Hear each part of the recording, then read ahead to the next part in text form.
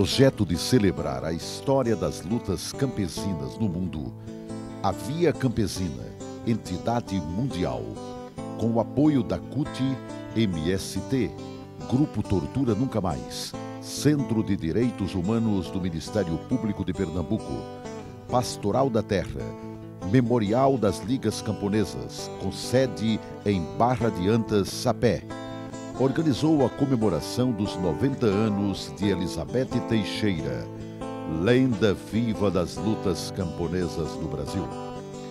O evento contou ainda com o comparecimento de centenas de trabalhadores rurais do Nordeste e de vultos históricos das lutas campesinas, entre eles João Stedley, líder nacional do MST, o ex-deputado constituinte e escritor Agassiz Almeida, o deputado federal Luiz Couto, o deputado estadual Frei Anastácio e Anacleto Julião, filho de Francisco Julião.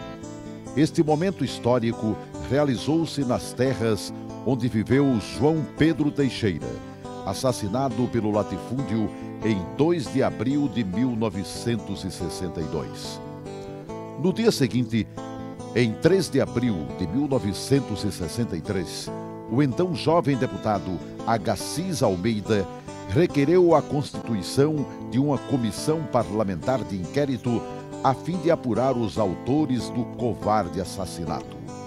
As festividades tiveram início com o canto do hino das Ligas Camponesas, pelo coral da Universidade Federal da Paraíba.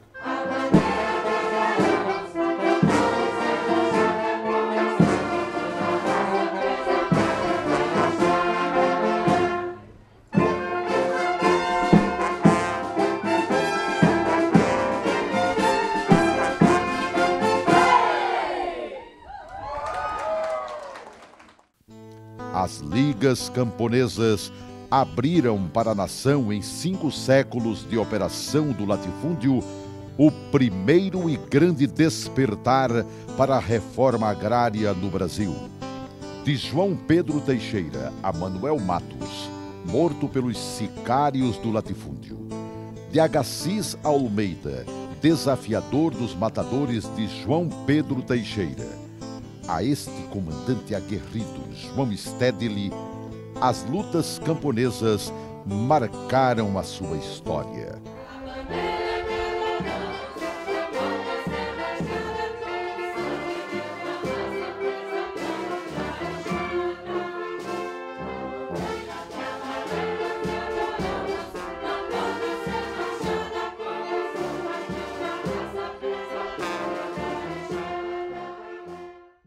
Francisco Julião, que se tornou um símbolo da reforma agrária.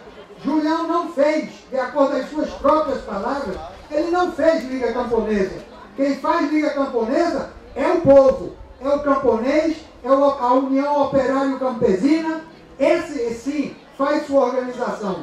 Ele, pela sua atuação política, pela sua atuação como advogado, pela sua atuação como escritor e como parlamentar, se transformou num símbolo da reforma agrária no nosso país.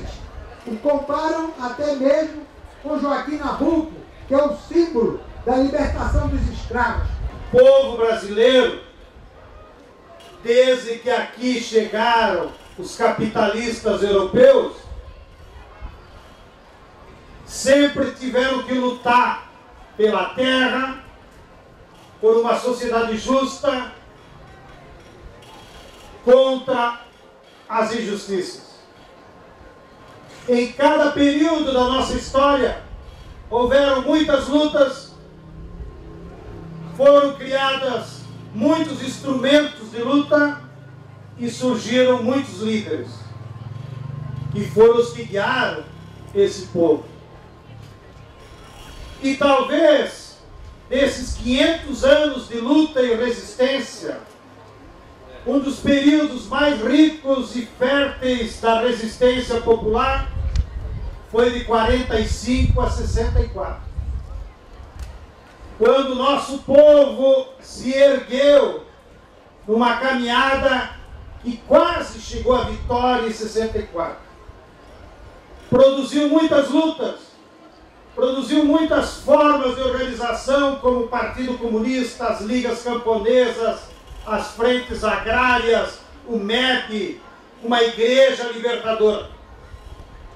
E daquela luta surgiram muitos líderes e lutadores, em especial aqui no Nordeste, que nos orgulha a todos os brasileiros. Da memória do que foi para o Brasil o Josué de Castro, o Celso Furtado, o Gregório Bezerra, o Helder Câmara e tantos outros. Mas, em particular, na luta pela reforma agrária, nós tivemos exemplos valorosos, como foi do nosso querido Francisco Julião, como foi do nosso querido João Pedro Teixeira e como foi a nossa querida Elizabeth Teixeira. Eu mandaria um pé de água doce, se dono dessa terra eu fosse, eu plantaria um pé de agrião. Se dono eu fosse desse chão, eu plantaria manjerioba, eu plantaria manjericão. Pimenta d'água eu plantaria pinhão. Pimenta d'água eu plantaria pinhão. Porque Deus, quando nos deu a terra, nos deu para aqui viver, para aqui trabalhar, para aqui produzir, e não para o latifúndio. O latifúndio é que veio e se apoderou da terra, que deveria ser de todos aqueles que nela vivem, trabalham e produzem. No Antigo Testamento, na caminhada do povo de Deus, a bênção era sinal de agradecimento, era sinal de bonança, era sinal de graças, era sinal de força na caminhada. Por isso, Arão dá a bênção ao povo que caminhava, que sofria, mas que também lutava e se alegrava, e foi vitorioso. Por isso, esse momento deve ser um momento forte na nossa vida, na nossa caminhada, principalmente daqueles e daquelas que têm um compromisso no dia a dia, seja de que credo for, com a luta, com o bem-estar, a felicidade do povo. Esta hora tem um profundo significado, sentimental e histórico. É um encontro vivo com a história que nós aqui escrevemos, com sacrifício, resistência e dores. Comemoramos não apenas até os 90 anos, sofridos, batidos, vitoriosos. Nós comemoramos a história viva de uma luta que pertence a todas as gerações. O que eu trago agora nesse instante, companheiro? Em nome dos que lutaram e dos que lutam, trago aqui,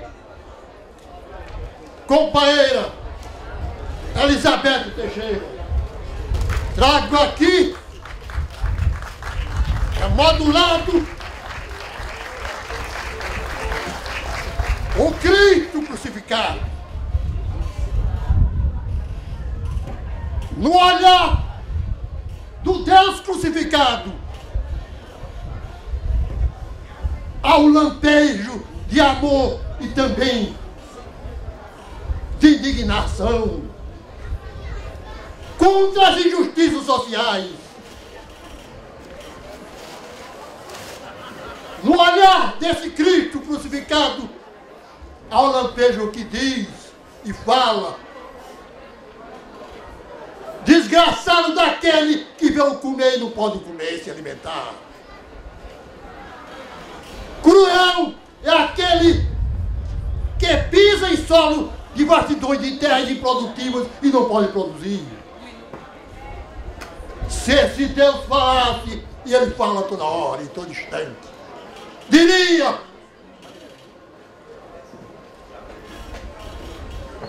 nós cumprimos a tarefa de caminhar, enfrentando todos os desafios.